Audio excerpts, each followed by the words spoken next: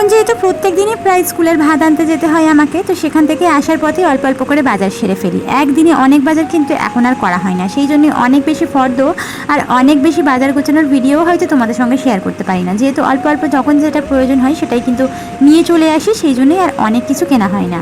তো আজকেরও কিন্তু স্কুলের ভাত আনার সময় কিছু জিনিস যেগুলো একদম শেষ হয়ে গিয়েছিল সেগুলো নিয়ে এসেছি, সাথে নিয়ে নিয়েছি কিছু সবজি।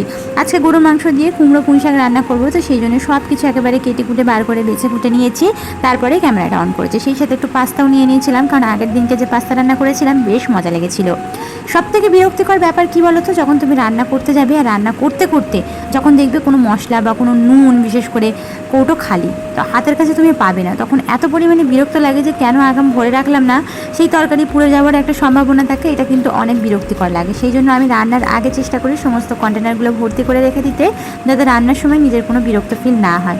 তবুও মাঝে মধ্যে হয়ে যায়, মানে হয়তো ভুলে যাই বা কোনো সময় দেখা গেল কি শেষ হয়ে গিয়েছে, সেই জন্যও কিন্তু মাঝে মধ্যে আমারও ভুলটা হয়ে থাকে। তো যে যে জিনিসগুলো নিয়ে এসেছিলাম সেগুলো একেবারে হাতে নাতে কন্টেনার যেহেতু খালি ছিল ভর্তি করে একেবারে সাজিয়ে গুছিয়ে নিলাম। নাসিমা তাজরিন আইডি থেকে দিদিভাই লিখেছো, তোমার ভিডিও দেখতে খুব ভালো লাগে, লাইক দিয়ে দেখে নিলাম। থ্যাংক ইউ দিদিভাই, তোমার জন্য অনেক দোয়ার অনেক ভালোবাসা রইল। বাজার থেকে এই আমটা নিয়ে এসেছিলাম, ভেবেছিলাম একটুখানি লবণ জিরে দিয়ে মাখিয়ে খাবো, কিন্তু এক টুকরো কি একটুখানি মুখে দেওয়ার সাথে সাথেই দেখলাম এত পরিমাণে টক, দাঁত আমার জাস্ট একেবারে কষে গেছে, আর কিছু খেতে পারবো বলে মনেই হয় না।